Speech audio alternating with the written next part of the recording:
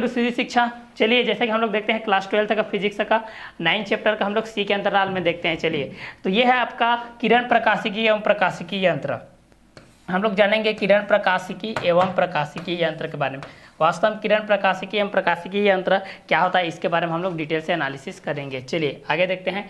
प्रकाश का विक्षेपण, तो पहला ये सी के अंतर्गत में आता है प्रकाश का विक्षेपण। तो हम लोग देखने वाले हैं प्रकाश का विक्षेपण के अंतर्गत क्या क्या चीज़ होती है, इस चीज़ को हम लोग क्लियर करने वाले हैं भाई।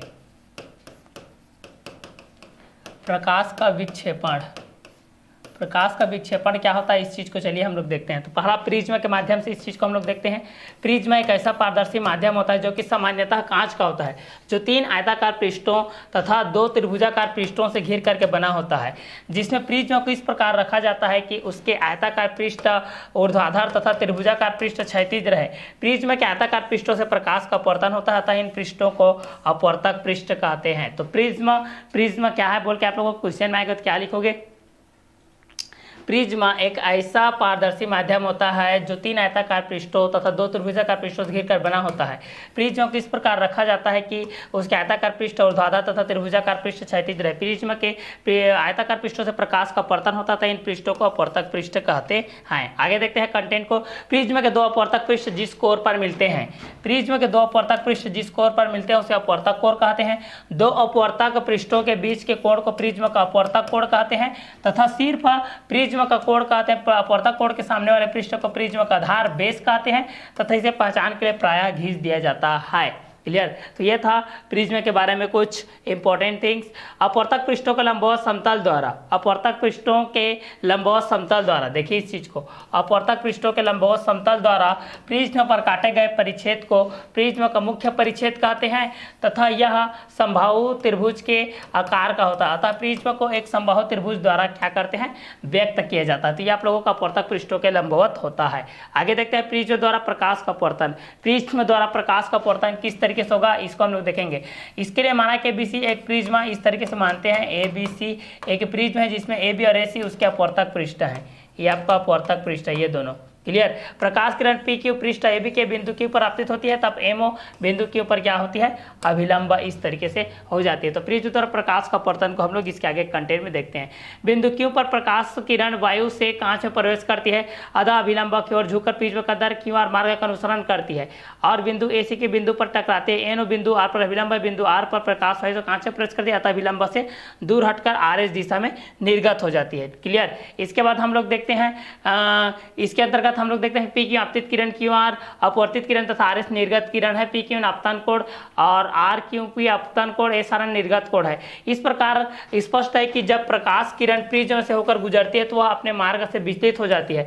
विचलन की माप आपतित किरण की दिशा तथा निर्गत किरण की दिशा के बीच के कोण में होती है, इसलिए आपतित किरण और निर्गत किरण के बीच के कोण को विचलन कोण कहते हैं। इसे तरह से प्रदर्शित करते हैं जो कि चित्र में दर्शाया गया है। आगे देखते हैं न्यूनतम विचलन कोण आई और डेल्टा ग्राफ। प्रयोगों द्वारा यह पता चलता है कि विचलन कोण का मान आपतन कोण पर निर्भर करता है। प्रारंभ में जब आपतन कोण का मान कम होता है तो विचलन कोण का मान अधिक होता है। जीव जीव आपतन कोण का मान बढ़ाया जाता है तो विचलन कोण का मान भी कम होने लगता है, जिसको न्यूनतम विचलन कोण के अंतर्गत आता है।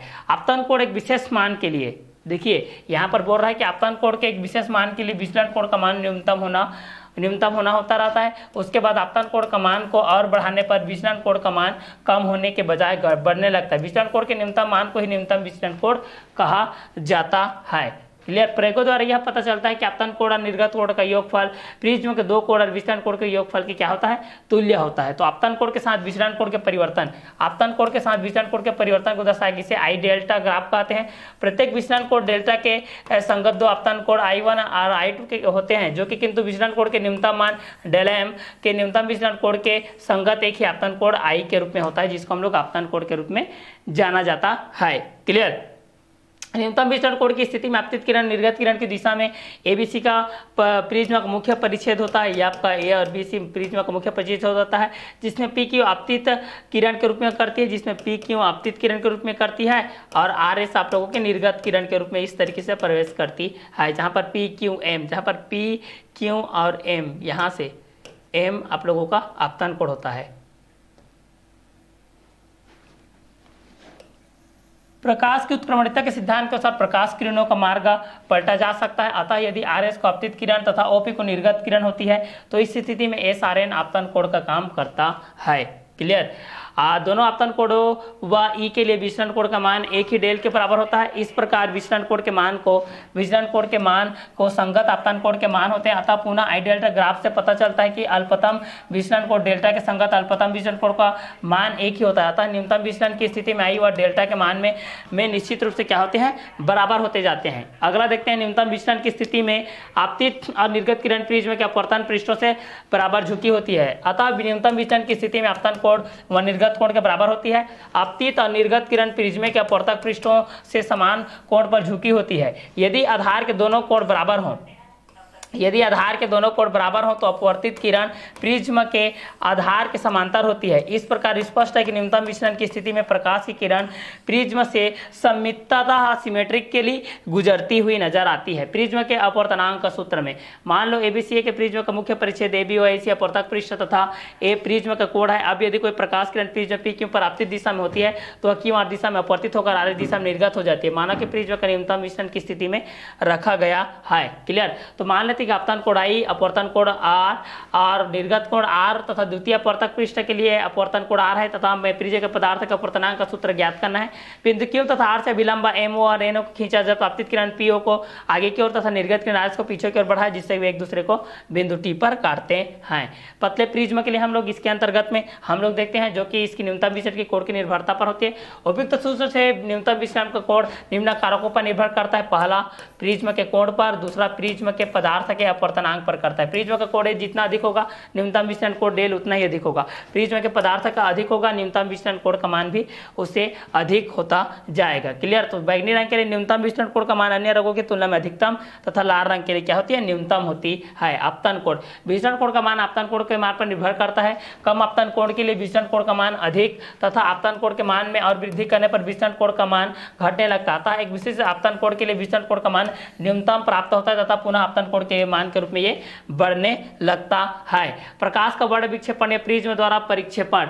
सन 1666 में न्यूटन ने सर्वप्रथम प्रयोगों द्वारा यह पाया कि जब अंधेरे कमरे में सूर्य के प्रकाश को, जिसे श्वेत प्रकाश भी कहते हैं, बाहर संकीर्ण छड़ी से किसी प्रिज्म पर डाला जाता है तो निर्गत प्रकाश को श्वेत पर्दे पर प्राप्त किया जा सकता है। तो पर्दे पर श्वेत प्रकाश के बजाय 7 रंगों की पट्टियां दिखाई पड़ती है। इन रंगों का क्रम प्रिज्म के आधार की ओर क्या होती है, निम्नानुसार से गुजरती हुई नजर आती है, जैसे कि बैंगनी, जामुनी, नीला, हरा, पीला, नारंगी और लाल रंग की समुदाय को निम्न प्रकार से याद की जाती है। बैजानी, हप्पी, नाला, वाइब्ग्योर के नाम से इस चीज को हम लोग जानते हैं। क्लियर। आगे देखते हैं, जब श्वेत प्रकाश किसी प्रिज्म से होकर गुजरता है तो वह अपने अवयवी रंगों के साथ विभक्त हो जाता है। इस घटना को प्रकाश का वर्ण विक्षेपण या प्रिज्म द्वारा परिक्षेपण कहते हैं। प्राप्त रंगों का समुदाय वर्णक्रम या स्पेक्ट्रम कहलाता है। ये क्वेश्चन में आता है भाई कि वर्णक्रम या स्पेक्ट्रम किस चीज को कहा जाता है, तो इसके अंतराल में आप लोग इस चीज को देखोगे।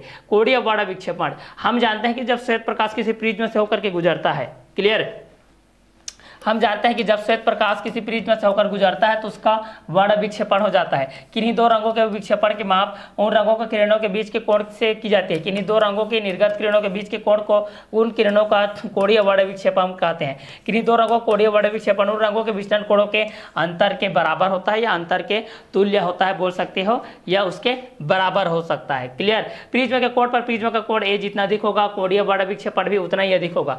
प्रिज्म के पदार्थ पर प्रिज्म के पदार्थ का अधिक होने पर कोणीय वर्ण विक्षेपण का मान भी क्या होने लगता है, अधिक होने लगता है। वर्ण विक्षेपण क्षमता, किन्हीं दो रंगों के किरणों के कोणीय वर्ण विक्षेपण, देखिए यहाँ पर बोल रहा है किन्हीं दो रंगों के किरणों के कोणीय वर्ण विक्षेपण और माध्य किरण के विचलन के अनुपात को उन रंगों के लिए प्रिज्म की वर्ण विक्षेपण क्षमता कहते हैं। इसे ओमेगा से प्रदर्शित करते हैं। माध्य किरण वह किरण है जिसका अपवर्तनांक उन दो रंगों के किरणों के अपवर्तनांकों के औसत की क्या होती है, बराबर होती है। प्रकाश का प्रकीर्णन, जब सूर्य से आने वाला श्वेत प्रकाश, क्लियर, जब सूर्य से आने वाला श्वेत प्रकाश वायुमंडल में से गुजरता है तो वह मार्ग में आने वाले कणों या अणुओं के संघर्ष से बिखर जाता है, जिसे प्रकाश का प्रकीर्णन कहते हैं। प्रकीर्णन दो प्रकार के होते हैं, अप्रत्यास्थ प्रकीर्णन और प्रत्यास्थ प्रकीर्णन। तो प्रकाश का प्रकीर्णन के बेस पे हम लोग दो देख लिए, प्रत्यास्थ और अप्रत्यास्थ। अप्रत्यास्थ प्रकीर्णन, जब कणों या अणुओं का आकार प्रकाश के तरंगदैर्ध्य से बड़ा होता है तो आपतित प्रकाश कणों या अणुओं के बीच ऊर्जा का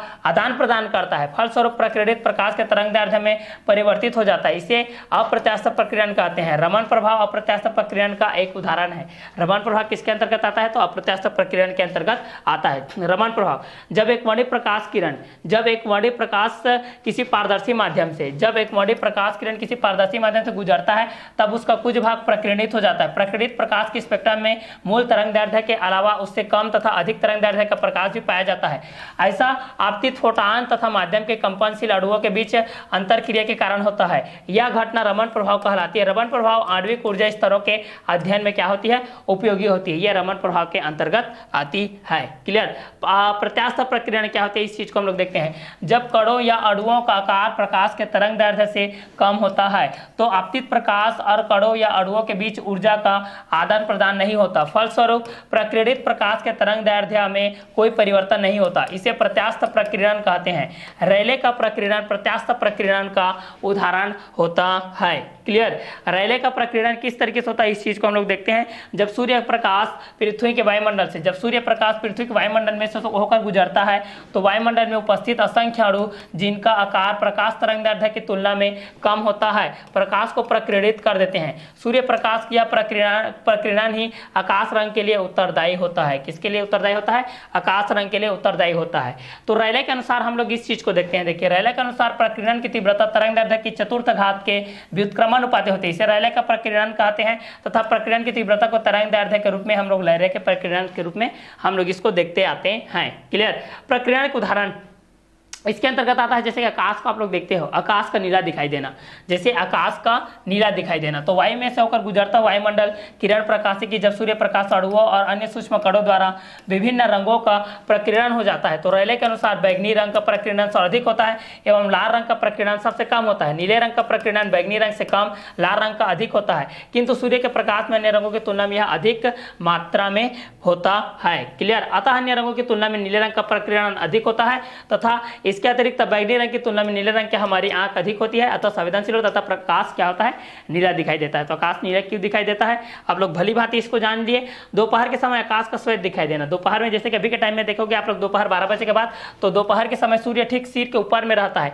इस स्थिति में सूर्य हमसे न्यूनतम दूरी पर होता है, इससे प्रकाश हम तक सीधे पहुंच जाता है। इसके विभिन्न रंगों का प्रकीर्णन बहुत कम होता है। फलस्वरूप आकाश लगभग श्वेत दिखाई देता है। बादलों का श्वेत दिखाई देना, बादलों में धूल के कण एवं पानी की छोटी छोटी बूंदें होती है। ये कण बड़े बड़े होते हैं अतः इन कणों द्वारा प्रकाश का प्रकीर्णन रेले के नियमानुसार नहीं होता है अपितु ये कण रंगों को लगभग समान रूप से क्या कर देता है? प्रकीर्णित कर देता है। सूर्योदय और सूर्यास्त के समय सूर्य का लाल दिखाई देना, हमेशा देखना सूर्योदय और सूर्यास्त के समय जो सूर्य होता है आने वाला प्रकाश अत्यधिक दूरी पर तय करता है। इस दौरान कम तरंगदैर्ध्य वाले रंग का प्रकीर्णन अधिक होता है जबकि लाल रंग का प्रकीर्णन बहुत कम होता है। इस प्रकार के प्रेक्षक तक पहुंचने वाले प्रकाश में लाल रंग की अधिकता होती है अतः सूर्योदय और सूर्यास्त के समय सूर्य हमको लाल रंग की दिखाई देती हुई नजर आती है। वायुमंडल की अनुपस्थिति में आकाश का काला दिखाई देना, यदि वायुमंडल में आकाश नहीं होता तो आकाश काला दिखाई देता क्योंकि इस स्थिति में कोई भी रंग प्रकीर्णित नहीं होता। अधिक ऊंचाई पर उड़ने वाले यात्रियों को आकाश काला दिखाई देता है क्योंकि इस स्थिति में वायुमंडल का कणों द्वारा प्रकीर्णन नगण्य होता है। चंद्रमा से देखे जाने पर आकाश काला दिखाई देता है, अंतरिक्ष यात्रियों भी आकाश काला दिखाई देता है, ऐसा हमको ज्ञात हुआ है। क्लियर। आगे देखते हैं इंद्रधनुष। वर्षा के समय या वर्षा के बाद यदि प्रेक्षक की पीठ सूर्य की ओर हो तो कभी कभी सूर्य के विपरीत दिशा में चांप की भांति इस तरीके से दिखाई देता है, आर्क की भांति, इसे इंद्रधनुष कहते हैं। कभी कभी इंद्रधनुष दो दिखाई देते हैं, प्राथमिक इंद्रधनुष और द्वितीयक इंद्रधनुष। तो चलिए इस चीज को देखते हैं। प्राथमिक इंद्रधनुष, इंद्रधनुष का निर्माण जल की बूंदों द्वारा सूर्य की किरणों के दो अपवर्तन तथा एक पूर्ण आंतरिक परिवर्तन के कारण होता है। प्राथमिक इंद्रधनुष की कोणीय चौड़ाई 2 डिग्री होती है। इसमें लाल रंग बाएं किनारे पर और बैगनी रंग क्या होती है? आंतरिक किनारे पर होती है। द्वितीयक इंद्रधनुष, द्वितीयक इंद्रधनुष का निर्माण जल की बूंदों द्वारा सूर्य की किरणों के दो अपवर्तन तथा 2 पूर्ण आंतरिक परिवर्तन के कारण होता है जो कि आप लोगों के द्वितीयक इंद्रधनुष के अंतर्गत आता है। इंद्रधनुष से संबंधित महत्वपूर्ण तथ्य, इंद्रधनुष निर्माण है तो आवश्यक शर्तें हैं सूर्य प्रेक्षक के पीठ की ओर हो, सूर्य प्रेक्षक के पीठ की ओर हो, वर्षा के बाद आकाश साफ हो, समप्रकाश चमकीला हो तथा सूर्य विपरीत हो और बादल हो। मध्याह्न में इंद्रधनुष नहीं दिखाई देता क्योंकि उस समय सूर्य प्रेक्षक के पीठ की ओर नहीं होता है। क्लियर। द्वितीयक इंद्रधनुष में प्रकाश 2 बार अपवर्तन तथा पूर्ण परावर्तन होता है जबकि प्राथमिक इंद्रधनुष में प्रकाश का 2 बार अपवर्तन तथा 1 बार पूर्ण आंतरिक परिवर्तन होता है। इस प्रकार द्वितीयक इंद्रधनुष बनते समय प्रकाश का अधिक अवशोषण होता है, वह फीका होता है। प्राथमिक इंद्रधनुष का निर्माण उस समय होता है जबकि प्रकाश की किरणें जल बूंदों के ऊपर होती है, अर्थात द्वितीयक इंद्रधनुष का निर्माण तापमान उस समय होता है जबकि प्रकाश की किरणें जल की बूंदों के केंद्र के नीचे आपतित होती रहती है। द्वितीयक इंद्रधनुष रंगों का क्रम प्राथमिक इंद्रधनुष की तुलना में क्या होती है, विपरीत होती है। क्लियर। तो चलिए इसका आगे का वीडियो को हम लोग नेक्स्ट वीडियो लेक्चर में देखते हैं। Okay bye, have a nice day.